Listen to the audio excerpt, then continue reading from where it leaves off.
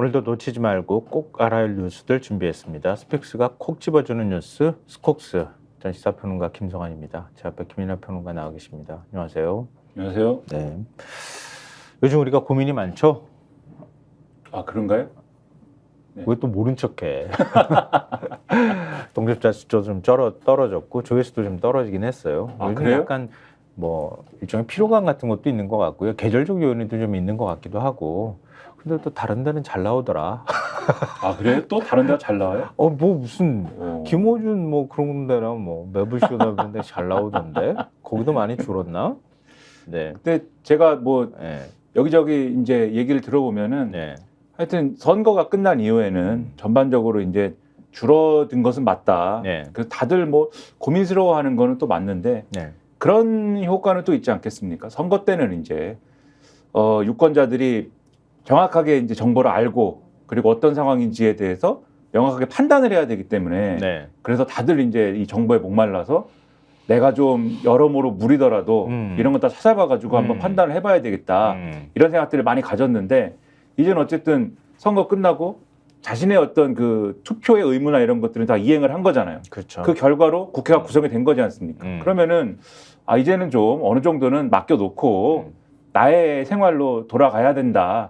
이런 마음을 가진 분들이 상당수가 있을 것 같고 그분들은 잠시 이제 이 시사의 어떤 그러한 세계에서 잠시 이제 어떤 휴식을 하고 있는 거겠죠. 그런 생각을 하면서 때가 되면 다 돌아오실 것이다. 네, 그런 생각을 하는데. 근데 왜 스콕스는 이렇게 휴식하시는 분들이 많을까? 때가 되면 다 돌아오실 거다라고 생각하면서 이 코너, 네, 스콕스는 이걸 보시면은 네. 제가 볼 때는 똑똑해진다. 네. 상당히 네, 똑똑해지는 코너이다. 네. 너무 자만심 쩌는데? 아니 근데 이 뉴스라는 거를 네. 사실은 어떤 렌즈를 보고 자신의 렌즈를 보고 이제 자신의 렌즈를 통해서 보게 되지 않습니까? 그렇죠. 근데 내가 어떤 생각을 가지고 보느냐에 따라서 사실 그 뉴스가 100% 다 보이기도 하고 한 40%만 보이기도 하고 그러거든요. 맞아요. 그러니까 제가 예를 들면은 뭐 이렇게 얘기하면 죄송한데 윤석열 대통령을 비난해야 되겠다. 이 생각 하나를 가지고 뉴스를 보면 그것만 보여요, 사실. 맞아요. 요 얘기로 욕해야지, 요 얘기로 네. 욕해야지, 이렇게만 보이는데 그래서 제가 이 코너를 하기 전에 또 계속 신문을 보는데 신문을 한참 이 6개 신문을 다 봤는데 내가 오늘 뭘 봤지? 남는 게 별로 없었어요. 맞아요. 근데 네. 이 코너를 하면서 이거는 이제 어쨌든 신문에 나온 주요 뉴스들의 내용을 다 설명을 해드려야 되겠다. 이런 마음을 가지고 이제 뉴스를 보지 않습니까? 그러니까 굉장히 제가 똑똑해지고 있고 제 스스로가 아는 게 많아지고 있다는 생각이 들더라고요. 왜냐하면 다 설명을 하려니까 다 봐야 되잖아요. 그 100%를 다 봐야 되지 않습니까? 구독자님들도 똑똑해지게 해드려야지 우리가. 그렇죠. 그러니까는 아마도 이 코너에 대해서 지금도 관심을 갖고 지켜보시는 분들은 네. 그런 재미를 좀 갖고 있는 분들이 아닐까. 여기서 뭔가 이 내용을 들으면 또 화면을 보면은 뭔가 얻는 게 많이 있을 것 같다. 지식이 늘어나는 것 같다. 이런 생각을 갖고 있는 분들이 또 많지 않을까. 네, 그런 생각을 하면서 역시 그러려면은 김성환 평론가님이 네, 중요하다. 네. 뭐 결론이 이상한 방향으로 오는데 네. 하여튼 저한테 그걸 넘기셨으니까 소설이 길다고 생각하실진 모르겠는데요. 저희가 좀 궁금한 부분이 있어요. 구독자분들이 어떤 정보를 원하는지 사실 그걸 잘 모르겠어요. 솔직히 말씀드리면 보면 똑똑해진다는 건 김민하 평론가 말이고 구독자분들은 바쁜 아니요. 일상을 쪼개가지고 제 말은 팩트입니다. 네. 바쁜 일상을 쪼개가지고 지금 일부러 찾아보시는 거잖아요. 그러니까 그런 분들이 원하는 게 어디까지인가 이걸 좀 파악했으면 좋겠고요. 구독자분들이 글을 좀 많이 남겨주시면 좋겠어요. 그래서 저희가 원래 원했던 거는 세상을 보는 시각을 좀 더 균형 감각을 가질 수 있고 또 그 균형 감각을 가지면서도 나의 또 지향이라는 건 있을 수 있으니까 또 상대방의 논리를 알아야 또 나의 논리를 개발할 수도 있는 것이고요.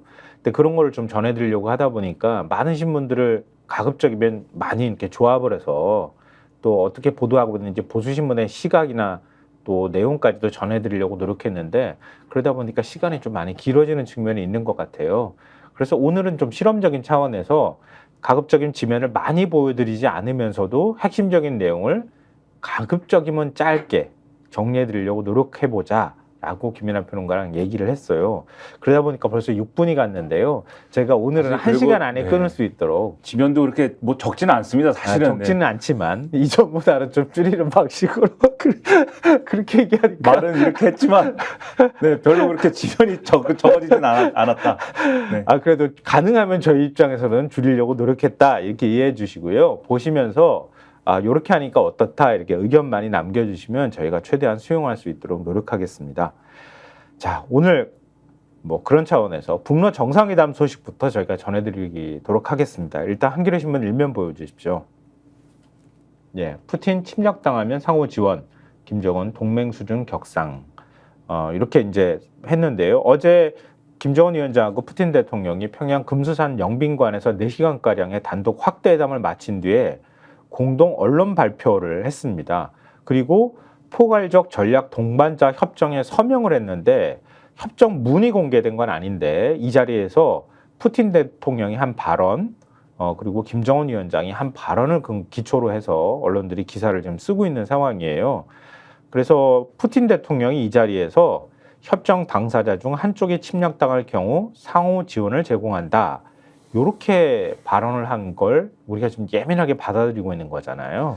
그러니까 보수 언론들은 상당히 이 부분에 대해서 그러니까 이게 전쟁이 예를 들면 벌어졌거나 이럴 경우에는 네. 상호 간에 자동 개입한다는 게 거의 이제 확실시 되는 거다라고도 해석을 많이 했는데 네. 한겨레 기사에 따르면 꼭 그런 건 아니다. 뭐 한겨레 기사뿐만이 아닙니다만 다른 언론들도 그런 대목들을 많이 전하고 있습니다. 네, 맞습니다. 그리고 동아일보 일면까지 보여드리고 저희가 또 얘기를 김민하 평론가 얘기를 이어갔으면 좋겠는데요. 한반도 유사시 러시아 개입 길 열었다. 보수신문들은 주로 저기 톤이나 저거보다 더 나아간 톤으로 지금 보도를 했어요, 오늘. 근데 동아일보는 어찌됐든 간에 유사시라고 하는 게 결국 뭐 전쟁 상황을 얘기하는 거 아니겠어요? 그때 러시아가 직접 개입을 할 수 있는 그런 길을 텄다. 이런 이제 의미를 부여하는 거예요. 이게 뭐 구한말 시절로 돌아간 것 같다는 느낌도 좀 받게 되고 그러는 건데요. 이제 얘기 이어가세요.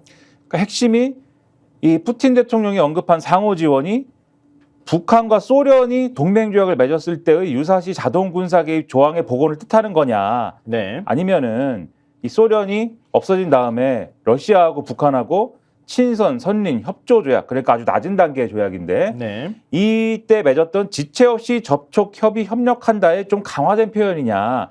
이게 이제 지금 쟁점인 건데 네. 한겨레는 그게 확인되지 않은 거다 이렇게 해석을 하고 있는 겁니다. 네. 그리고 이 양쪽에 이제 표현의 차이도 있다 이렇게 보는데요. 김정은 위원장은 계속 동맹을 거론을 했습니다. 우리 네. 관계는 동맹 관계라는 새로운 높은 수준에 올라섰다 이런 식으로 북한과 러시아 관계가 이제는 뭔가 동맹이다 이렇게 얘기를 했는데 푸틴은 공동 언론 발표에서 단 한 번도 동맹이라는 표현을 쓰지 않았기 때문에 양쪽에 이런 인식의 차이도 있는 것 같다. 네, 이렇게 맞아요. 분석을 하고 있는 겁니다. 네. 이게 사실은 북러 정상회담 그리고 포괄적 전략 이게 이름이 포괄적 전략 동반자 협정. 여기 안에 들어가 있는 핵심적인 내용. 그러니까 어찌 보면 요거 하기 위해서 푸틴 대통령이 방북했다. 이렇게 또 평가할 수도 있을 것 같은데요. 근데 한겨레 시각이 좀 다르다고 말씀하셨잖아요. 한겨레 신문 3면 보여주십시오. 북러 초밀착. 그 부분은 인정할 수밖에 없다는 건데요. 유사시 자동 군사 개입 부활 여부는 불명확. 방금 전에 김민하 평론가가 얘기했던 그 시각을 사면에서도 이어가면서 담은 건데요. 그러니까 쭉 밀착했다고 하는 건 뭐 당연히 군사적으로 좀 더 가까워진 측면도 있고 그리고 군사 기술을 넘겨주는 것도 앞으로 뭐 어느 정도까지 넘겨줄지는 봐야 되겠지만 그런 부분에 대한 것 그리고 경제적인 문제에 있어서도 가까워질 수밖에 없는 건 뭐 틀림없는 사실인데 이 상호 지원의 구체적 조건과 내용 이 부분을 어떻게 해석할 것이냐 이 부분이 이거잖아요. 그러니까 그 김 위원장이 공동언론 발표 때 북러가 동맹관계에 올라섰다. 그러면서 위대한 조로 동맹관계는 오늘 이 자리에서 비로소 역사의 닻을 올리며 출항을 알렸다. 이렇게 거듭 강조한 걸 보면 새 협정의 지향은 2000년 신조약보다 그러니까 원래 조소 조약이라는 게 1960년대 맺은 거고 그리고 푸틴 대통령이 처음으로 북한을 방북했을 때 그때 신조약을 맺었고 그리고 난 다음에 이번 이제 조약을 또 맺은 건데 그때 2000년 신조약보다 1961년 사실 그때 뭐 전시 상태 마찬가지 상황이었으니까요. 또 냉전 시기이기도 했고 그때 자동 지원 조약, 자동 지원이라고 하는 그 내용이 들어가 있었는데 자동 개입이라고 자동 개입이라는 그 협약 내용 안에 들어가 있었는데 그런 문구가 그 동맹 조약에 더 가까울 가능성이 있다. 이렇게 하면서도 김 위원장과 달리 푸틴 대통령이 공동언론 발표문 내내 단 한 번도 동맹이라는 표현을 쓰지 않은 사실도 놓치지 말아야 한다. 근데 대내적으로 러시아의 초밀착 수준을 과시하려는 북한과 한국, 중국 등 동북아 주변과의 관계를 관리하려는 러시아의 인식차가 드러난 것으로 볼 수 있다. 이렇게 한겨레 신문이 전하고요. 그다음 문제는 다음부터는 김민하 평가가 얘기해 주세요. 다음부터요? 제가 그러면 얘기할게요. 아니 뭐 이게 그래서 계속 쟁점은 어쨌든 상호 지원이라는 게 군사적인 자동 개입을 의미하는 거냐의 여부인데 그걸 계속 이제 말씀하시는 거잖아요. 근데 가령 한미 동맹 조약하고 그렇죠. 비교를 해보면 그렇죠. 좋을 것 같아요. 그렇죠. 가령 네. 이제 그 부분에서 그러면 상호 지원하고 군사적 자동 개입이 결정적으로 갈리는 대목이 뭐냐? 네. 법적 구속력이 즉시 발효되느냐의 여부예요. 그래서 예를 들면 한미 동맹 조약 같은 경우에는 자동 개입 의무가 없고 북중 조약에는 있는데 비교를 해보면은 한미 상호 방위 조약을 보면은 공통의 위험에 대처하기 위해서 각자의 헌법상의 수속에 따라서 행동할 것을 명시했다라고 되어 있는데 즉 뭔가 일이 일어났을 때 미군이 한국을 도와서 전쟁 행위를 하려면은 헌법상의 절차를 거쳐야 된다. 즉 의회의 승인을 받아야 된다가 있기 때문에 이거는 자동 개입이 아닌 거죠. 그러니까 한미 조약은 그런 것입니다. 조약 자체로만 보면 물론 주한미군이 있기 때문에 자동 개입 효과가 나타날 수는 있겠지만 어찌됐든 전쟁 상황에 미국이 개입하려고 하면 의회 승인을 받아야 된다. 그러니까 엄밀히 말하면 자동 개입은 아니다. 이런 거잖아요. 근데 북중 간에는 어떻게 되어 있냐면 모든 힘을 다하여 지체 없이 군사적 및 기타 원조를 제공한다라고 되어 있기 때문에 그거는 일이 벌어지면은 다른 게 필요 없는 거예요. 지체 없이 모든 힘을 다해서 바로 그냥 군사적인 지원이 이루어지는 것이기 때문에 이게 자동 개입이다. 그러면 6.25의 정전협정의 당사자이기도 하니까 북한과 러시아 사이에 지금 그런 이제 합의가 이루어진 거냐. 이거는 조약 전문이 공개되지도 않았고 그리고 지금 상황에서는 양측의 얘기도 다르고 또 표현도 상호 지원이기 때문에 더군다나 아까도 수차례 말씀하셨지만 네. 푸틴은 동맹이라는 표현을 지금 안 쓰기 때문에 그래서 아직은 확인하기가 어려운 것이지만 이 대부분의 오늘 보도를 쭉 내용을 종합을 해보면은 대부분의 전문가들은 그러한 수준까지는 이르지 못한 걸로 봐야 된다. 하지만 앞으로가 그러면 예를 들면은 북한 러시아 관계가 어떻게 되느냐에 따라서 네. 그러한 가능성, 자동 개입이나 이런 것들까지 관계가 발전한 여부가 완전히 닫혀 있는 거냐는 모르는 거다. 이 정도 얘기를 하고 있는 거죠. 네. 그래서 한겨레 신문 기사에도 만약 북러사이 협정에 자동 개입 조항이 명시됐다면 이는 1990년 9월 30일 한소련 수교 이후 30년 넘게 축적되어 남북러 삼국 관계를 뿌리부터 흔들 위험이 있다. 이렇게 전하고 있습니다. 근데 지금 방금 전에 중국하고 북한의 관계가 러시아하고 관계보다 더 긴밀한 거잖아요. 어찌 보면. 그리고 6.25 참전국가이기도 하고요. 중국은. 그리고 정전협정, 그러니까 휴전협정 당사자이기도 했고 중국은.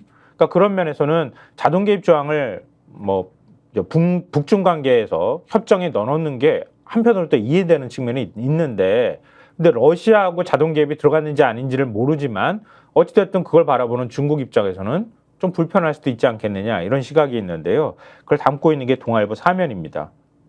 보여주십시오. 저기 밑에 지금 노란색 표시되어 있는 게 위에 되어 있는데요. 아래예요.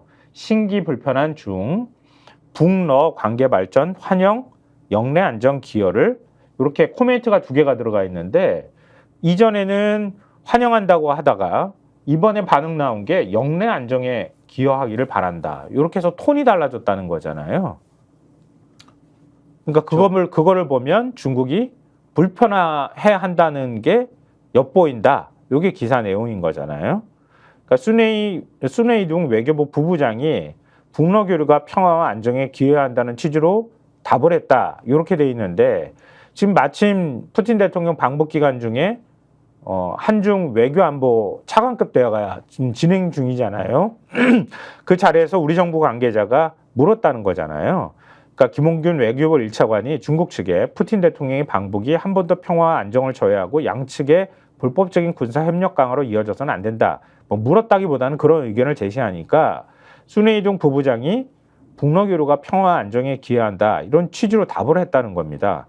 그러니까 중국이 통상 북러 밀착에 대해서 관계 발전을 환영한다, 양자 문제다 이런 입장을 내놓은 것과는 대조적이다 이렇게 동아일보는 보도하고 있어요.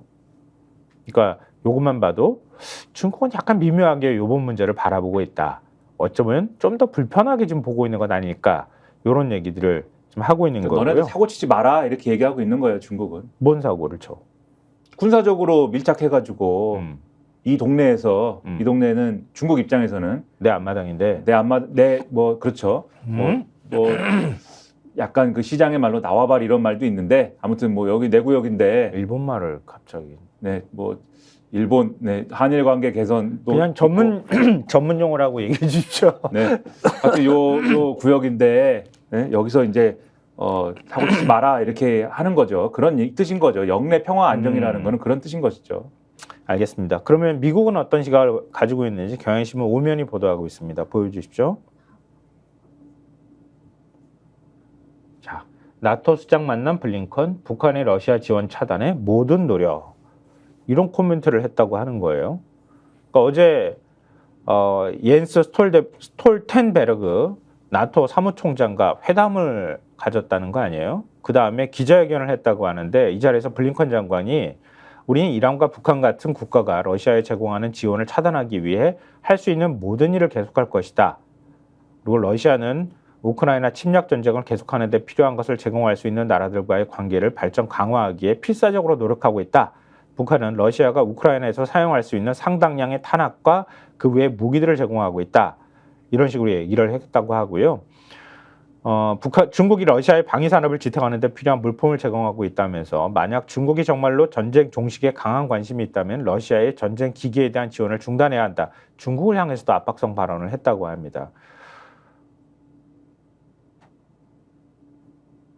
그러니까 그 우크라이나 전과 관련돼서 미국의 경우에는 러시아가 우크라이나의 전하고 우크라이나전을 벌이고 있는 것에 대한 외교적 부담이 있지 않습니까? 근데 지금 러시아는 지금 말씀하셨듯이 중국, 북한 이런 원래 미국하고 관계가 좋지 않을 수밖에 없는 국가들을 막 끌어들여가지고 지금 우크라이나전의 전선을 확대하는 것과 더불어서 완전히 지금 미국과 반대되는 어떠한 자기들 중심의 뭔가의 시스템을 지금 구축하는 것처럼 막 얘기를 하고 다니지 않습니까? 그러니까 지금 미국 입장에서는 어떤 기준을 봐도 이게 동북아시아 정세를 봐도 그렇고 그다음에 우크라이나전의 전선을 갖고 봐도 그렇고 전 세계적인 어떤 냉전 구도, 냉전의 부활 구도를 봐도 그렇고 러시아하고 북한 그리고 중국의 이런 이 연대 구도를 깨트리는 어떤 그러한 시도를 계속해서 할 수밖에 없는 거죠. 미국 입장에서는. 그리고 다음 달 9일, 10일 그러니까 7월 9일에서부터 11일 사이에 워싱턴에서 나토 정상회의가 열리는데요. 한국과 일본, 호주, 뉴질랜드 정상을 초청을 했다고 합니다. 윤 대통령 또 가겠네. 그러니까 북러 군사협력을 포함해 나토와 아시아 국가 간 안보협력이 의제로 다뤄질 것이다 라는 점을 시사했다고 하는데요. 그러니까 이 자리에서 아마 북러 밀착에 대해서 뭔가가 얘기가 있지 않을까. 그리고 우크라이나 전쟁에 북한 무기가 계속 지원되고 있는 문제에 대해서 뭔가 강력한 경고의 메시지가 나오거나 그럴 가능성이 있지 않을까 그런 생각이 드네요. 자, 그러면은 북러 정상회담은 요 정도에서 마무리하죠. 핵심적인 내용은 저희가 전해드렸으니까. 근데 이렇게 북한과 동북아 정세가 이렇게 급변한다고 해야 될까요? 이렇게 출렁이고 있는 상황에 윤석열 대통령은 저출생에 관심이 가 있는 것 같더라고. 어제 저출생 대책과 관련해서 인구 국가 비상사태를 공식 선언하고 저출생 문제를 극복할 때까지 범국가적 총력 대응 체계를 가동하겠다. 이렇게 얘기했는데 저출산고령사회위원회 위원장이잖아요, 대통령이. 근데 늘 참석하는 건 아니고 또 이번엔 또 이벤트성으로 또 이 회의를 열어가지고 그 자리에 대통령이 직접 참석을 했는데 또 마침 또 HD 현대 아산홀에서 또 이 회의를 열었다는 거예요. 그러니까 회의 규모를 아마 키우기 위해서 이렇게 했던 것 같아요. 그리고 HD 현대 뭐 어린이집인가? 거기도 갔다대. 사진도 많이 나와 있습니다. 거기도 가가지고 뭐 봤다던데 거기가 우리나라에서 제일 좋은 뭐 어린이집이라며요? 직장 어린이집인 거지. 일반 국민들이 다니는 어린이집하고 너무 다른 거잖아요. 거기 가가지고 얘기하는 것도 왠지 좀 이상하다 뭐 이런 얘기도 나오던데 뭐 어찌됐든 간에 그러면서 윤 대통령이 일가정 양립, 양육 주거 등 3대 핵심 분야에 걸쳐서 다양한 정책을 공개를 했는데요. 이 정책이 너무 많아가지고 다 설명할 수 없어요. 네. 다 어떻게 뭐라고 말하기가 되게 애매해. 한겨레 신문 일단 일면 보여주십시오. 어떤 평가가 나오는지를 중심으로 해서 저희가 말씀드려야 될 것 같아요. 자, 저출생 대책 확장 수준 그쳤다. 뭐 그 위에 조그마한 글씨가 있는데 보이실지 모르겠으나 육아휴직 급여 최대 250만 원, 주택 특공 1회 더 주겠다. 뭐 이런 거예요. 그러니까 육아휴직 급여도 늘려주고 육아휴직을 남편들도 더 많이 사용하게 해주겠다. 그리고 주택 공급도 더 많이 해줄 수 있도록 하겠다. 그리고 특별 공급도 더 기회도 더 부여하겠다. 뭐 이런 등등의 대책들을 내놨다고 하는 건데 저출생 출생률을 하락을 반전시키기에는 부족하다는 평가가 나온다. 이렇게 한겨레 신문이 일면에서 지적하고 있고요. 사면 보여주십시오. 왜 그런 지적을 하는지 사면에서 풀고 있어요. 고용 불안, 사교육비, 아이 낳기 어려운 구조개혁은 뒷전이었다. 이렇게 평가를 하고 있어요. 나도 아이도 행복한 세상이라고 뭐 저출산 고령사위원회가 함께합니다. 핑크빛으로 저렇게 탁 하고 만들어서 작심하고 한 회의라고도 볼 수 있는데, 그러니까 이 저출생 추세 반전을 위한 대책을 보면 주로 일가정 양립과 양육 등의 방점이 찍혀 있는데 지금 윤 대통령이 발표하고 이 저고위라고 불리는 저출산 고령사위원회가 발표한 내용을 보면 근데 출산율 회복 패러다임으로 회귀했다는 지적이 나온다. 이렇게 기사는 쓰고 있어요. 그러니까 이게 일단 이 기사는 육아휴직, 출산휴가 등의 기존 대책을 강화해서 아이를 낳으려는 사람들의 부담을 완화할 수 있는 방안은 분명히 담겼다. 이렇게 평가를 하면서 근데 아이를 낳지 않으려는 사람 또는 아이를 낳기 어려운 사람에게는 영향이 크지 않은 대책이다라는 걸 지적을 하고 있어요. 그리고 이게 그러니까 아이를 어차피 낳을 사람들이 좀 더 한 명 더 낳거나 이렇게 할 수 있는데 독려하거나 아니면 지원할 수 있는 제도를 좀 더 확장하는 데는 의미가 있을 수 있겠으나 지금 아이를 안 낳는 사람들이 아이를 낳게 해줘야 되는 게 더 중요한 문제 아니냐. 그 대책에는 미흡하다 이런 거라는 거잖아요. 그리고 그 문제가 그러니까 이 저출생 대책을 펴면 아이를 낳을 수 있는 사람들은 뭐 더 좋은 환경에서 낳을 수가 있는데 안 낳는 사람들은 이거는 이 사람들을 낳게 하지는 않는다라는 이 딜레마는 이전에 이미 확인이 됐다는 겁니다. 그게 무슨 얘기냐? 이게 지금까지 저출산 고령 사회위원회가 4번의 저출산 고령 사회 기본 계획을 내놨는데 네. 출범 초기인 1차 2006년부터 10년까지, 2차 2011년부터 15년까지의 기본 계획이 목표가 출산율 회복이었다는 거예요. 네. 그리고 육아휴직 확대 등 출산과 양육에 유리한 환경 조성을 과제로 제시를 했는데 그런데도 출산율이 계속 떨어졌고 해서 정부가 3차 2016년부터 2020년까지 요 기간 동안의 기본 계획에서는 일자리 등의 사회 구조를 뭔가 바꿔야 된다는 쪽으로 눈을 돌렸다는 겁니다.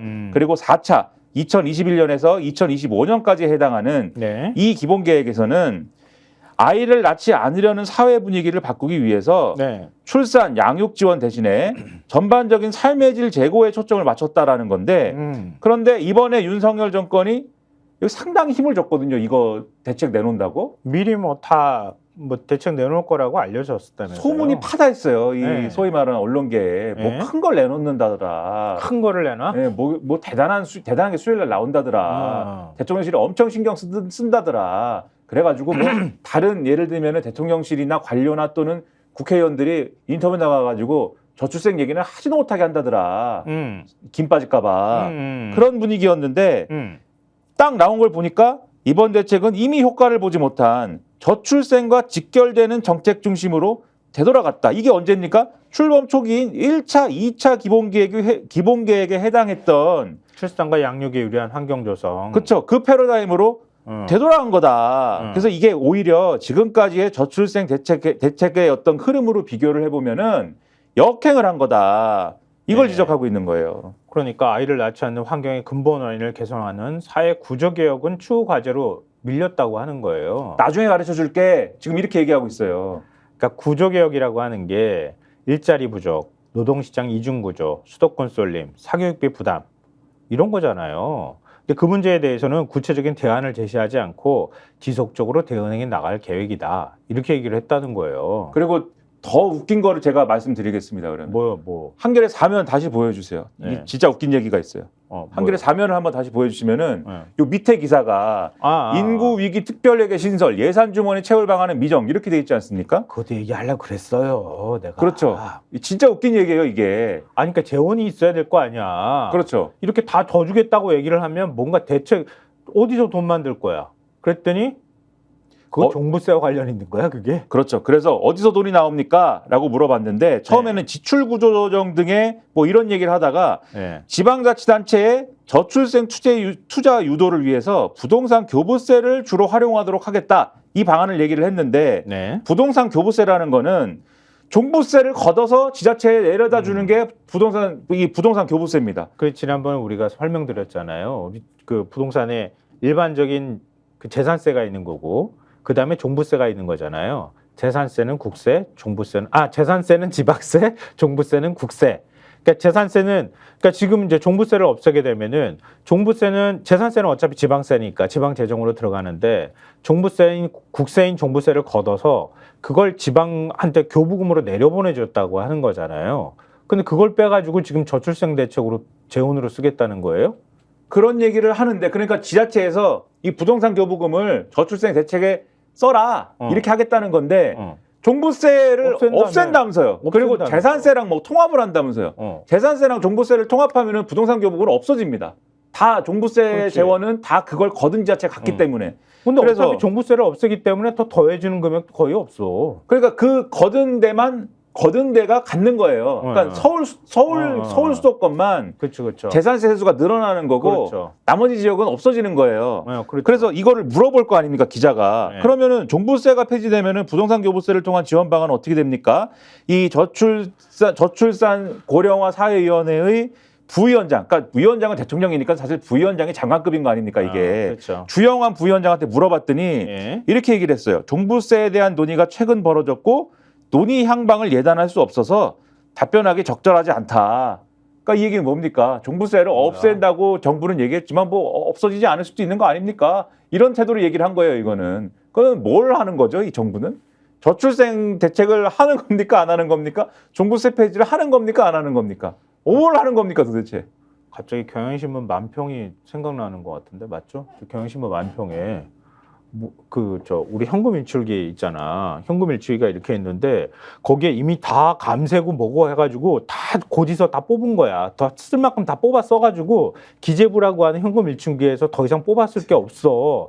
근데 자꾸 뽑아 쓰겠다고 하는 거예요. 그걸 국회는 협조해 줄까? 안 되는 걸 국민들 뭐라 그럴까? 근본적인 고민도 안 돼 있어. 오히려 시대를 역행하고 있어. 사회 구조개혁에 대한 대책은 나중에 발표하겠다고 얘기해. 돈은 없어. 돈도 다 깎아준다고 얘기해가지고 뽑았을 것도 없는 거를 그걸 갖다 종부세 재원을 교부금 내려갈 거를 그거 가지고 쓰겠다고 얘기를 하지를 않나. 그것도 다른 데서는 그것도 없애겠다고 했으면서 말이죠. 뒤죽박죽이라는 거잖아요, 지금. 사실은 그래서 근데 이런 거에 현혹된다니까 많은 분들이. 그래서 스콕스가 중요한데 보시는 분들이 줄어서 안타깝습니다. 자, 경향신문 8면 기사 제목만 일단 보여드려도 될 것 같아요. 네, 기존 정책 덧대기, 노동시간 단축 등 근본 해결책은 빠져. 비슷한 맥락의 얘기들이 쭉 거기에 들어가 있습니다. 집에 가야 출산을 할 거 아닙니까? 집에 가야. 집에를 못 가는데 어떻게 출산을 하겠습니까? 근데 뭐 주 52시간제도 뭐 노동시간 유연하겠다며. 그러니까요. 69시간은 뭐 그건 뭐 말 꺼내지도 못하는 상황인 것 같고. 그럼 차라리 그러면 어제 주 4일째로 가버립시다. 이렇게 얘기를 해버리든가. 그러니까요. 그러니까 윤자연 충남대 경제학과 교수도 그랬대요. 저출생의 근본적인 원인은 장시간 노동, 일자리 불안정성이다. 이번 대책은 하나하나 뜯어보면 해서는 안 되는 나쁜 정책이라고 할 수는 없지만 왜 일가정 양립이 잘 안 되는지에 대한 근본적인 진단과 대책이 빠져 있다. 이렇게 지적했다고 하고요. 신경화 한림대 사회학과 교수는 당장 결혼을 계획하고 있는 부부들에게는 희망이 되는 대책이지만 결혼이나 출산을 망설이는 청년층의 마음을 반전시킬 수 있는 카드는 없는 것 같다라고 평했다고 합니다. 지금의 청년들은 내 삶이 힘들어서 아이를 안 낳겠다고 하는데 노동 시간을 줄이거나 일터의 경직성을 약화시키려고 하는 시도 없이 정부는 여전히 출산과 초기 양육부에 대한 지원 체계만 집중하고 있다. 이렇게 지적하는 내용들도 같이 경향신문 기사에 담겨 있습니다. 어제 대통령실 출입기자를 만났었거든요. 근데 이거 대책이라고 해서 기자들한테 쭉 해서 줬대요. 자료를 줬는데 기자들이 이렇게 들여다보고 뭐지? 아까 나와바리라고 했으니까 야마, 기자들의 전문 용어로 야마가 없잖아. 이거 가지고 어떻게 기사를 써? 그랬다는 거 아니에요. 뭐 늘 다 있는 얘기고 뭐 있는 거 갖고 다 그거 조금 더 주겠다고 하는 걸 이걸 무슨 파격적이고 뭐라고 했다고? 윤 대통령이 아까 그거 그랬지? 뭐 비상사태라고 했지? 네, 비상사태를 선언했습니다. 인구 무슨 비상사태. 인구 국가 비상사태를 공식 선언하고 지질 끌어올리려고 참 애쓴다 싶다. 근데 애는 쓰는데 이제 애쓰는 게 아니지. 지지를 끌으려고 꼼수 쓰는 거지. 그렇죠. 포장지만 화려하게 해놓고 열면 아무것도 없어요. 공갈빵이에요. 여기는 이 얘기는 여기까지 하시죠. 그리고 이 다음 얘기들을 저희가 쭉 말씀드리면은 아마 더 우리 이제 막 속단 말도 쓰고 그러자. 네? 막 돌고 확 하고 좀 돌 것 같은데요. 자, 경향신문 일면으로 다시 한번 가볼까요? 일면 보여주십시오. 최상병 사건 수사 기록 회수한 날 윤 국방비서관 차관에도 전화. 이건 되게 흥미로웠어요. 이 기사. 아마 MBC도 어제 보도한 것 같더라고요. 그렇죠. 그러니까. 많이들 보도를 했는데, 네. 그러니까 이 윤석열 대통령이 이 최상병 순진 사건 관련 이 해병대 수사단 기록이 경찰로 이첩됐다가 회수된 날에 그게 8월 2일이잖아요. 그렇죠. 임기훈 당시 대통령실 국가안보실 국방비서관 그리고 신범철 당시 국방부 차관 등 실무선까지 직접 전화를 걸었던 것으로 확인됐다라는 겁니다.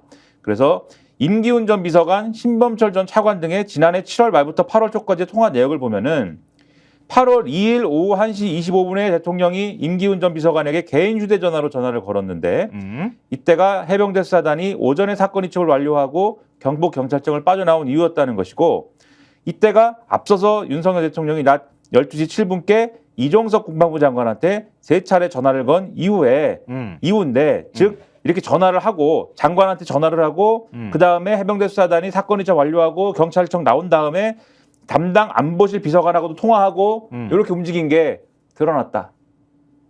우리의 그 추정이나 예측이 딱 맞은 거야. 이종섭 장관한테 분이 안 풀려가지고 3번씩이나 전화한 거야. 전화하고 난 다음에 대통령이 장관한테 얘기하면 다 되는 거지. 그렇잖아요? 안보실 국방비서관한테도 매 전화하고 그리고 국방부 장관을 못 믿는 거야? 차관한테 또 전화하고 그랬다는 거 아니야? 본인이 직접 이 주요 장면마다 대통령이 직접 이 사안을 다 챙긴 거 아닐까? 안 챙긴 거지. 그렇죠. 직접 지시하고 확인하고. 그러니까 왜 챙겼을까? 회수했어? 그 됐어? 확인했어? 제대로 이행했어? 이렇게 한 거 아닐까? 그렇다고밖에 해석이 안 되는 거지. 왜냐하면 애초에 해병대 수사단이 수사를 했잖아요. 했는데 김기환 사령관이 그러니까 원래 그 군사경찰법을 보면 그 소속 부대장이 지휘하도록 돼 있거든요. 그러면 소속 부대장이라고 하는 게 결국 해병대 사령관일 수밖에 없어요. 해병대 사령관한테 야 그거 빼라 그러면서 막 그 국가안보실에서 연락하고 연락 다 했잖아요. 그러니까 처음에는 해병대 사령관한테 압박을 한 거야. 근데 해병대 사령관은 이거 하면 직권남용 되냐? 그랬더니 네. 그러니까 안 되겠는데 미적미적 됐다는 거 아니에요.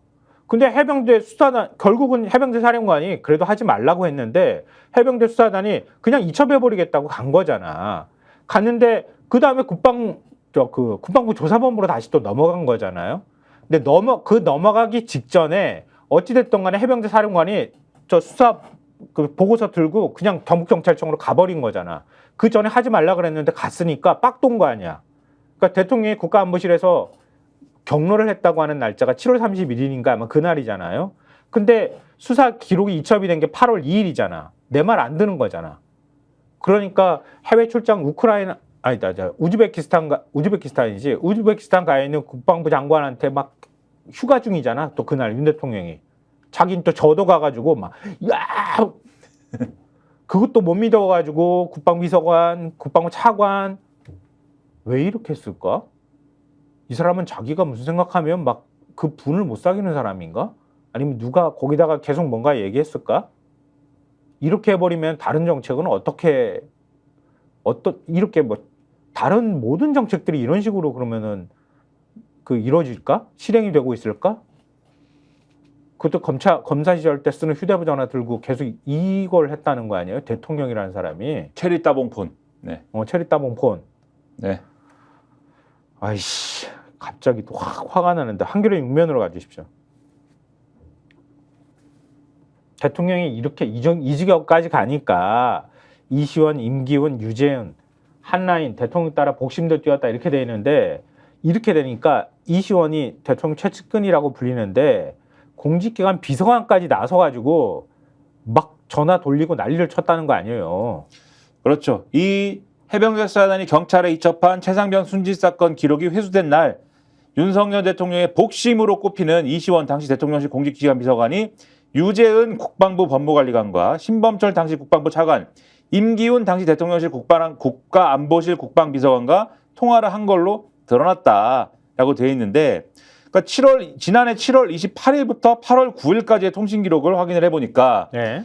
이 이시원 전 비서관은 최상병 순직 사건 기록 회수가 있었던 8월 2일을 시작으로 8월 9일까지 유재은 관리관하고 5차례 통화를 했다는 거고요. 네. 그다음에 같은 기간 동안에 임기훈 전 비서관하고는 모두 15차례 통화를 했다고 하고 이 임기훈 전 비서관에 대해서는 설명을 드리면 박진희 전 국방부 군사보좌관, 이종섭 장관의 참모죠.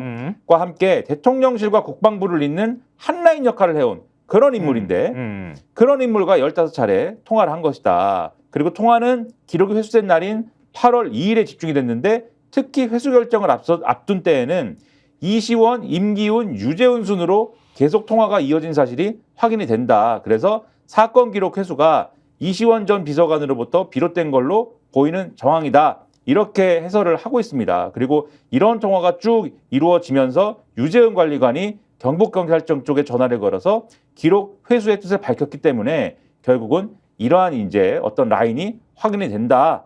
이게 이제 이 기사의 핵심 내용인 것이죠. 그러니까 대통령이 저렇게 막 직접 전화를 하니 공직기관 비서관까지 나서가지고 뭘 공직기관 비서관이 나설 일이 뭐가 있어 여기에. 그래가지고 국방보좌관까지 해가지고 그 다음에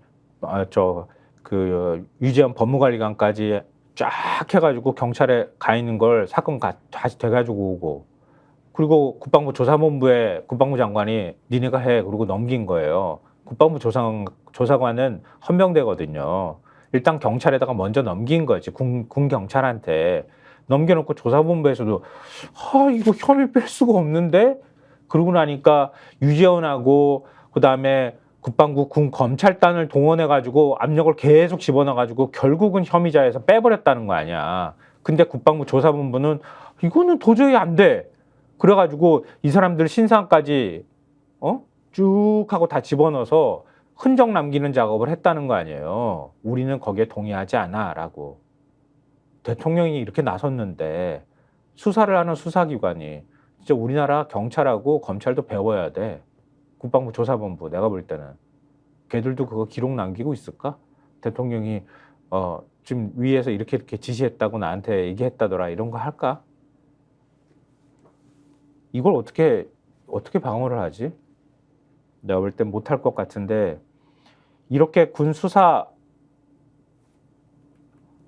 해병대원이 사망한 부분에 대해서 이런 일들이 벌어졌는데 또 사망한 훈련병이 있잖아요. 이거는 수사 제대로 하나?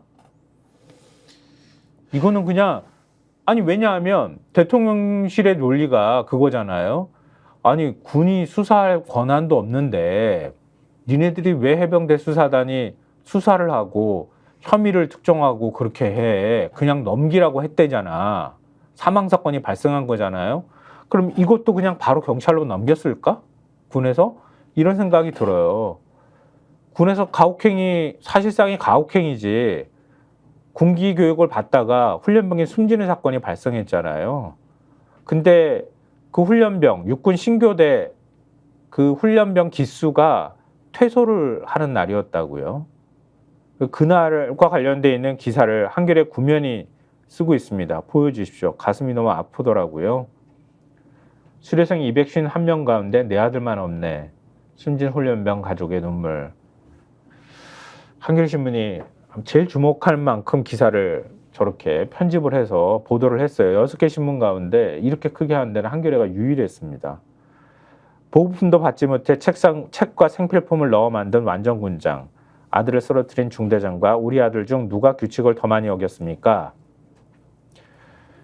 박모 훈련병, 숨진 박모 훈련병 유가족이 박 훈련병 동기들의 수료식 날에 맞춰 사건 전후의 사정을 담은 편지를 공개했다고 합니다. 같은 날 서울 용산역 광장에 마련된 시민 분향소에선 쇠약볕 아래 고개를 떨구고 눈물을 흘리며 훈련병의 죽음을 기리는 시민들이 줄을 이었다고 합니다. 군 인권센터가 그 유가족이 시민들에게 붙인 편지와 생전 사진을 공개했다고 하는데요. 유가족은 편지에서 군이 처음 사랑스러운 우리 아들에게 씌운 프레임은 떠들다가 얼차례를 받았다였다. 나중에 알고 보니 동료와 나눈 말은 조교를 하면 아침에 일찍 일어나야겠네 같은 말이었다고 한다. 그게 그렇게 죽을 죄냐 이렇게 하소연했다고 합니다. 그리고 박훈련병 장례식에 조문은 부대 대대장이 유가족에게 이런 말을 했다고 그러네요. 나는 그날 부대에 없었다. 이 내용도 편지에 담겼다고 합니다. 대대장은 책임이 없는 건가? 지휘 책임이 없나? 우리 임성근 사단장은 자기가 지시해놓고 안 했다고 하는 사람이고 이 사람은 저는 그 자리에 없었는데요. 이렇게 책임 회피를 하고 있다. 이런 얘기가 되네요. 우리 군이 왜 이렇게 될까 하는 생각이 드네요. 이게 유가족의 말이 맞다면 이게 그렇게 완전군장을 해가지고 거기다가 지금 책하고 무게를 맞추겠다고 해가지고 그렇게 해서 한 25, 6kg을 만들게 해가지고 그렇게 연명장을 뺑뺑이 돌리게 하고 그럴 만한 일인가? 나도 훈련소에서 못 봤어. 그 30년 전에도 못 본 일이야. 훈련소는 정말 갓 군에 들어온 애들이기 때문에 이렇게까지 심하게 안 다루거든요. 그러니까 적응해 나가는 기간이잖아요. 근데 어떻게 훈련소에서 이렇게 군기교육을 뺑뺑이를 돌리냐. 완전군장을 해서. 자대 배치 받고 난 다음에 이런 것들이 있을 수 있지만 체력이 적응도 안 된 친구들일 텐데. 그죠? 이건 어떻게 수사하는 거지? 궁금해. 근데 군기가 다 무너지지 않았을까 싶어요. 군령이 무너진 거지. 차상문 사건으로. 하여튼 이번 주 금요일 최혜병 특검과 관련해서 입법청문회가 국회에서 열린다고 하니까요. 관련자들이 뭐 다 출석한다고 말은 했다고 하는데 국민의힘 성일종 의원 얘기를 들어보니까 뭐 안 나왔으면 하는 것 같던데 한번 보면 알겠죠. 자, 그리고 이렇게 하는 정권이 김건희 여사 문제는 어떻게 처리하는지 그동안에 뭐 저희가 계속 얘기 전해드렸는데 그 권익위원이 어제 사퇴하겠다고 한겨레신문에 뭐랄까요? 입장문을 보냈다고 하잖아요. 그 권익위원하고 한겨레신문이 또 접촉을 했던 모양이에요. 한겨레신문 보여주십시오. 명품백 종결에 사퇴한 최정묵, 알선수재는 논의조차 안 했다. 이런 내용을 얘기를 했다는 건데요. 이 최정묵 권익위 비상임위원입니다. 사퇴 의사를 밝힌 사람인데요. 한겨레하고 통화하면서 이 권익위에서 사건 종결 결정 당시에 전원위에 회부를 했었는데 그 전원위에서 알선수재 등에 대해 논의를 했느냐는 질문에 청탁금지법만 논의했다 이렇게 얘기를 했다고 합니다. 그러니까 권익위가 이때 사건을 종결했을 때 비판을 어떻게 했느냐 법조계 안팎에서 공직자의 배우자는 알선수재나 변호사법 위반으로 수사기관에 사건을 송부 이첩할 수 있는데도 권익위가 무리하게 사건을 종결했다 이렇게 얘기를 했는데 그런 비판이 나왔는데 실제로 확인을 해보니까 전원위에서 실제로 알선수재 관련돼서는 논의를 전혀 하지도 않았다 이렇게 이분은 주장을 하고 있다는 거고 네. 또 권익위가 낸 청탁금지법 해설집이 있는데 여기 보면은 금품을 수수한 공직자의 배우자는 알선수재 등 다른 법률로 배우자도 제재 대상이 될 수 있다 이렇게 써 있다는 거예요. 네. 그럼에도 불구하고 알선수재와 관련돼서는 얘기도 안 했다라는 거는 그게 뭐냐 처음부터 봐주기를 하려고 작정하고 논의를 진행한 거 아니겠느냐 이런 의심을 할 수밖에 없는 그런 이제 보도가 나온 겁니다. 권익위에 김 여사 사건을 신고한 참여연대가 기자회견을 열었다고 하는데요. 이의 신청서를 권익위에 제출했답니다. 근데 재조사로 이어지지 않을 가능성이 크다 이렇게 한겨레 신문이 전하고 있는데요. 왜냐하면 부패방지 및 국민권익위원회 설치와 운영에 관한 법률을 보면 조사와 감사 또는 수사 결과를 통보받은 신고자에게 이의 신청 기회를 부여하지만 이번처럼 수사기관 이첩이나 송부조차 없이 권익위 차원에서 종결 처리한 사안에 대해선 별다른 규정을 두고 있지 않기 때문이라고 합니다. 이렇게 돼버리면 권익위 손을 떠나게 되는 건데요. 근데 그러면은 이번 사건은 검찰이 어떻게 수사하느냐 여기에만 지금 기댈 수밖에 없는 상황이 됐잖아요. 자, 동아일보 12면 보여주십시오. 12면입니다. 12면을 준비가 안 된 모양인데요. 그냥 말씀드릴게요. 12면 하단에 검찰 디올백 의혹 대통령실 행정관 첫 조사 이렇게 기사가 나왔어요. 서울중앙지검 형사 일부가 관련 사건 수사 중이잖아요. 뭐 검찰 인사가 났고 뭐 서울중앙지검장 바뀌고 뭐 대검 간부들이 바뀌고 이런 사실들은 저희가 이전에 많이 전해드렸으니까 그럼 빼고요. 이게 조모 행정관인가? 그 사람이죠? 그렇죠. 조모 행정관을 뭐 참고인 신분으로 불러 조사를 했다는 거고요. 이 조모 네. 행정관이 한 일은 2022년 9월에 이 재미교포인 최재형 목사가 김건희 여사를 만나서 이 명품백을 전달을 하고 그 다음에 그 이후에 청탁 뭐 비슷한 내용을 전달하지 않았습니까? 네. 그래서 이런 것들을 알고 있는 사람이고 최재형 목사가 연락한 경위 등에 대해서도 이 사람이 알고 있는 것이기 때문에 중간에서 이제 김 여사와 관련된 일정 관리 등의 보좌 역할을 또 하고 있는 역할을 하고 있고 그러다 보니까 김창준 전 미 하원의원의 국정자문위원 임명 및 국민묘지 안장, 통일TV 송출 재개 등을 이 최재형 목사가 이제 주장을 했다고 하는 건데 이 과정에서 조 행정관에게 연락이 와서 국민묘지 안장에 대한 절차 등을 알려줬다 이렇게 돼 있는 거 아닙니까? 네. 그게 이제 조 행정관이거든요. 예. 조 행정관이 이 민원 내용을 검토한 결과를 설명을 하고 담당 공무원을 연결해 줬다라고 하는 건데 최재형 목사가 뭐라고 주장을 했냐면 당시에 조 행정관이 국립묘지 안장 등을 담당하는 국가보훈부 사무관의 연락처를 전달해 줬다라고 얘기를 했기 때문에 이 대목을 이제 조사를 해야 되는 그런 상황인 거고요. 일종의 청탁을 한 거잖아요. 그렇죠. 예. 이거에 대해서는 절차 안내를 위한 단순 통화였다라고 최재형 목사가 이제 주장을 했지만 확실하게 이제 확인을 해봐야 되는 것일 테고 그다음에 조 행정관뿐만이 아니고 대통령실에서 김건희 여사를 보좌하고 있는 유모 행정관이라고 있습니다. 네. 곧 불러서 조사를 하겠다라고 검찰은 얘기하고 있다는데 유모 행정관은 김 여사가 운영했던 코바나 컨텐츠 출신인데 2022년 9월 달에 이 최재형 목사가 김 여사한테 디올백을 건넬 당시에 김 여사와의 면담 일정을 조율한 인물이다. 이렇게 돼 있습니다. 그러면 요 인물들을 조사하고 나면 그 다음에 남은 사람 한 명밖에 없는 거지. 김건희 여사를 아마 조사를 해야 될 텐데 그거를 할 수 있을까? 할까에 대해서는 다른 언론 뭐 조선일보나 이런 데를 보면은 시기와 장소 방식 등을 대통령실과 조율 중인 것으로 알려졌다 이렇게 돼 있어요. 네. 그러면 어떻게 가능할지에 대해서는 큰 의문이 남아 있습니다. 뭐 이현석 검찰총장이 하라고 했다고 그러잖아. 그러니까 하겠지. 그거는 뭐 피할 수 없다고 하면 그럼 방법은 한 가지밖에 없지. 근데 대통령실과 시기와 장소 방식을 조율 중이다라고 했거든요. 그러면 안 될 수도 있다. 소환을 꼭 안 할 수도 있겠죠. 그러면. 근데 모르지. 그거 안 하면은 민심이 더 안 좋아지겠지. 여론이 안 좋아지겠지. 민심은 뭐 이미 안 좋은 것 같고. 뭐 더 안 좋아질 것도 없나? 하여튼 근데 그럴 수 있으니까 일종의 이제 안전판 같이 물귀신 작전을 쓰는 건가? 아니면은 뭐랄까 물타기를 하려고 하는 건가? 동아일보 12면 다시 보여주시면요. 검찰이 김정숙 여사 인도 방문 의혹 본격 수사 이렇게 돼 있습니다. 아마 어제 인터넷을 통해서 많은 분들이 접하셨을 것 같은데요.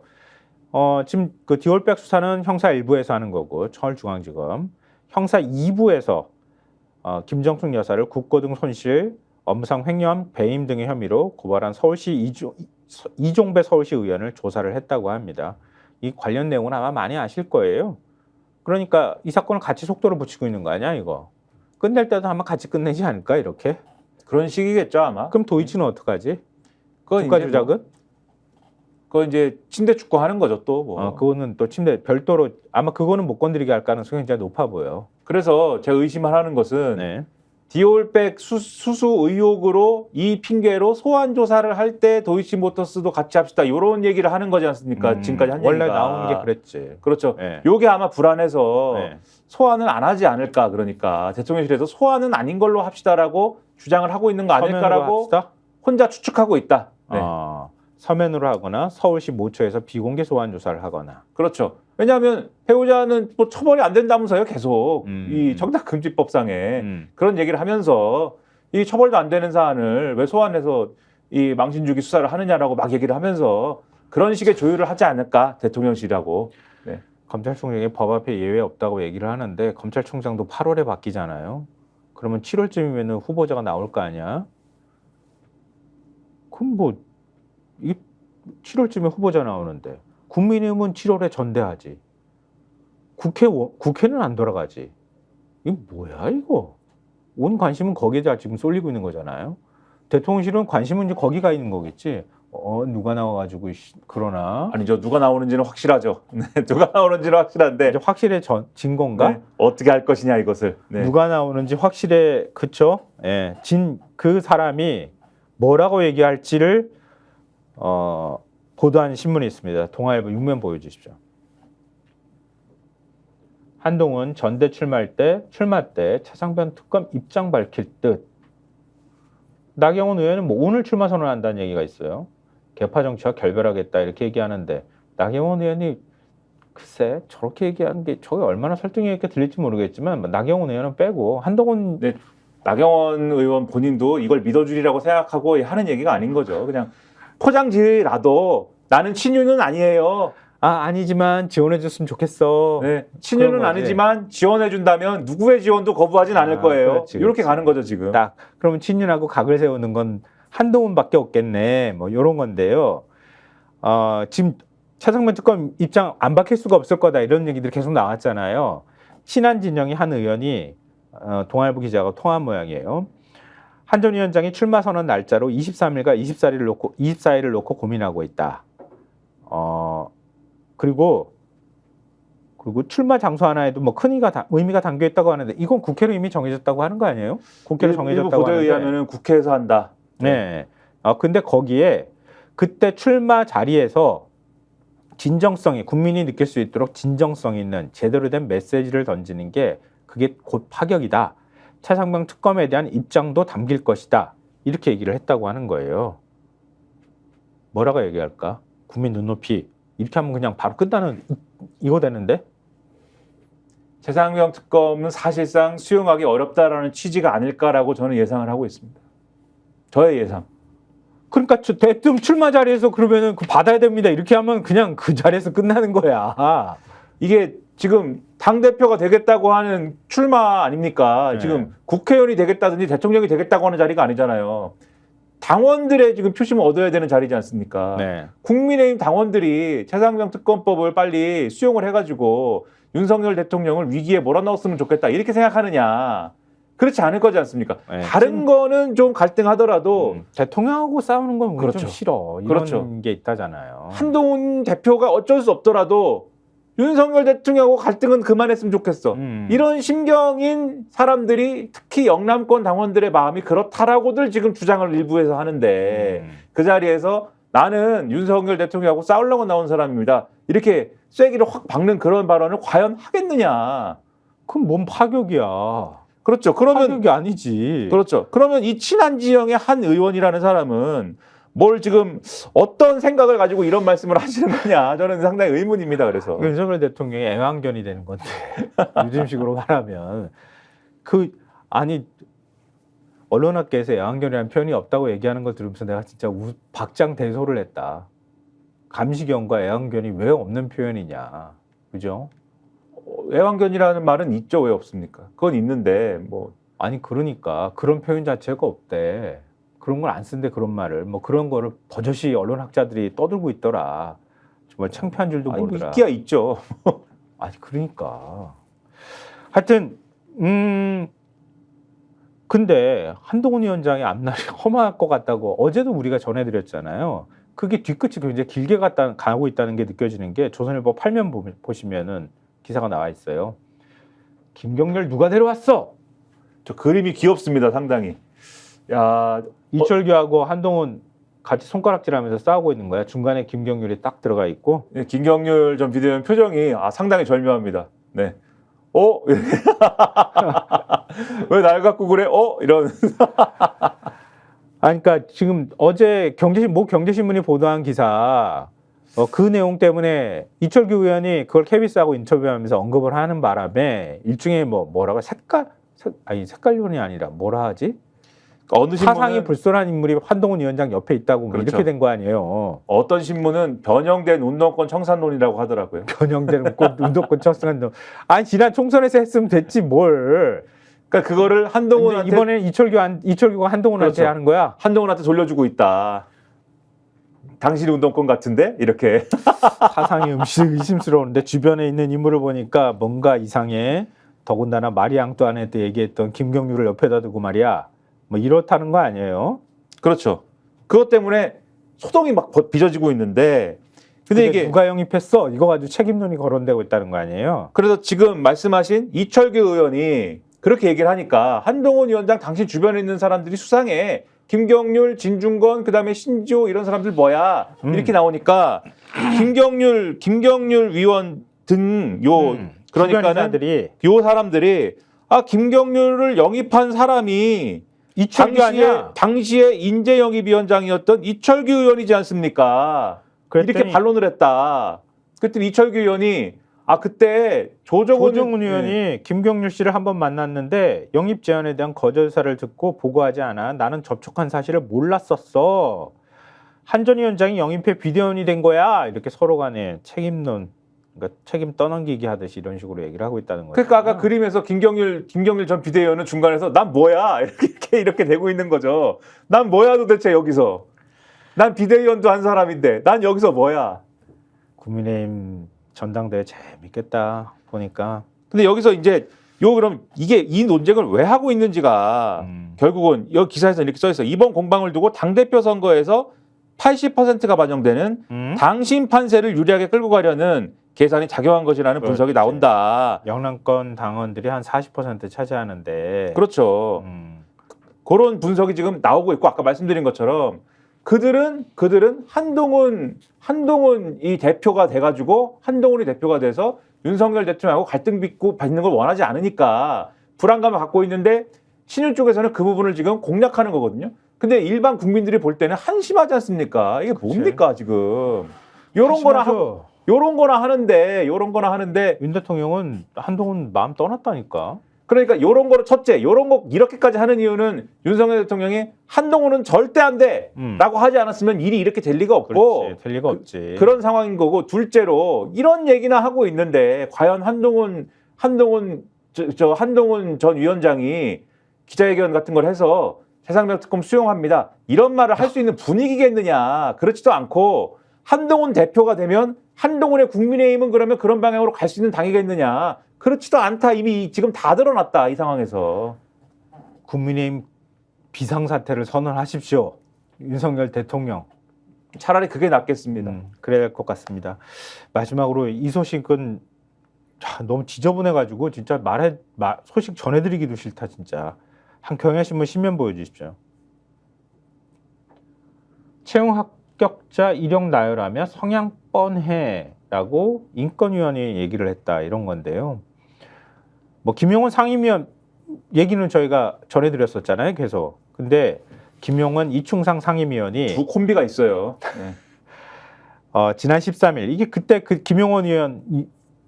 김용원 상임위원이 기자들한테 기레기라고 하고 막 쓰레기 같은 뭐 이런 말은 나왔을 때 그때 회의잖아요.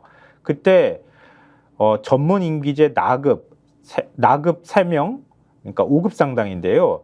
이 경력 채용 과정에서 자신들의 의사가 반영되지 않았다며 불만을 나타냈다고 합니다. 특히 이충상 상임위원은 합격자의 이름을 나열하며 못마땅해 했다고 하는데요. 한 명은 경력이 아예 민주당 의원실 비서관, 세월호 특조위 조사관, 진실 화해를 위한 과거사 정리위 팀장이다. 성향이 어떤지 명백하다 이렇게 얘기를 했다고 합니다.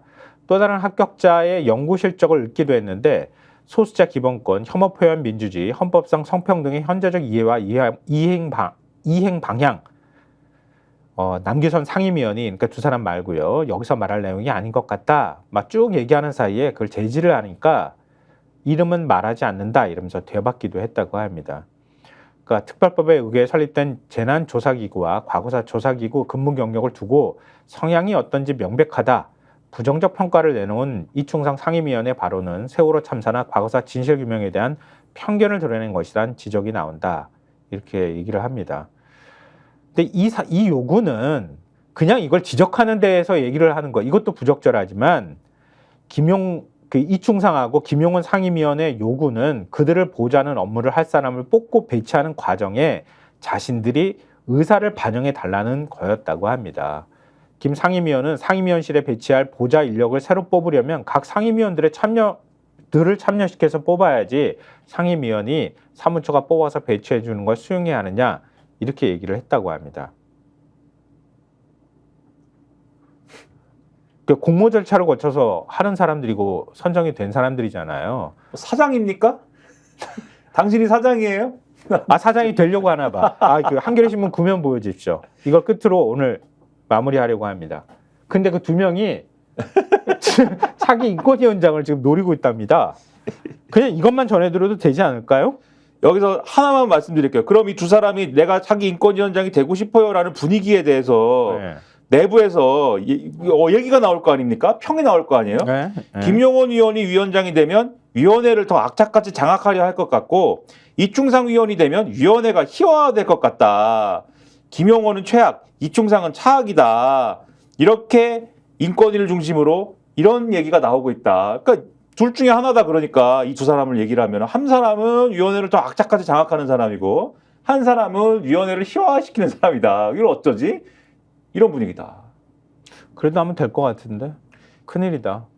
이게 변수가 있다면 이 두 사람 외에 용산에서 점 찍은 외부에서 오는 인권위원장 후보가 있다라면 그러면 이 두 사람이 안 될 수도 있는데 그 비슷한 사람이 오겠죠. 그것도 그러면. 그러니까 원래 인권위원장 하려면 후보추천위원회 구성해야 된다 그러잖아요. 그러니까 3년 전에는 5월 말부터 후보추천위가 구성돼서 위원장 후보를 공모했다고 하는데요. 현재 대통령실은 아무런 움직임이 없는 상황이라고 합니다. 뭐 둘 중에 하나 시키면 되지 뭐 이렇게 생각하는가? 두고 보죠.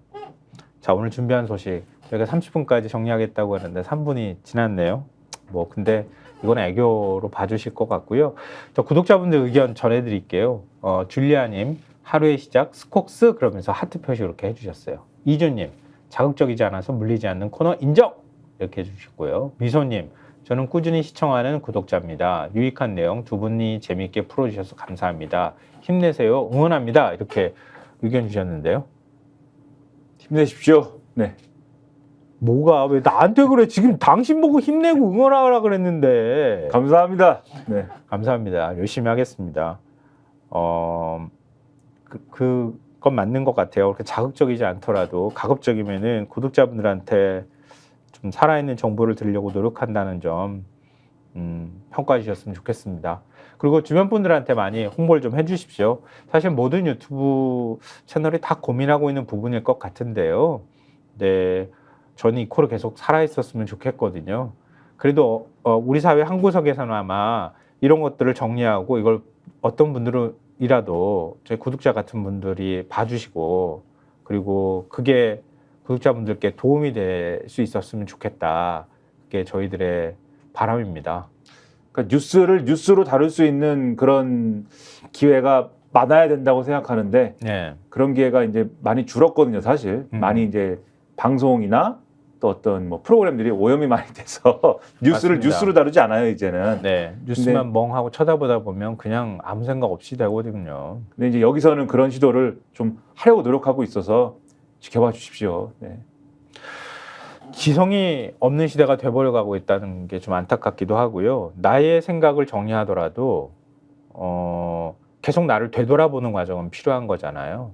내가 정말 정확한 사실에 기초해서 내 생각들이 정리되고 있는지 이게 바로 지성인의 자세가 아닐까 싶은 생각도 하거든요. 그러니까 돌아보지 않기 때문에 대통령이 저렇고 아까 인권위원이 저렇고 그렇다고 생각하거든요. 그러니까 최소한 그러는 자세를 가졌으면 좋겠다는 생각을 합니다. 또 그런 분들이 많아졌으면 좋겠고요. 그래야 우리가 어느 시점에 뭔가를 선택할 때 바른 선택을 할 수 있다고 믿고 있거든요. 네, 구독자분들 이렇게 많이 늘 시청해 주셔서 감사드립니다. 그리고 좀 더 많은 분들이 보기를 바랍니다. 그러니까 많이 도와주십시오. 자, 지금까지 시사평론가 김성환, 김민아였습니다. 네, 고맙습니다. 저희가 얘기할 때 오셔가지고 라이브로 관전하시기 바랍니다. 반드시 주변 사람들 데리고 오시기 바랍니다. 구독, 좋아요, 알림 설정 해주시기 바랍니다. 좀 살려주십시오, 저 좀.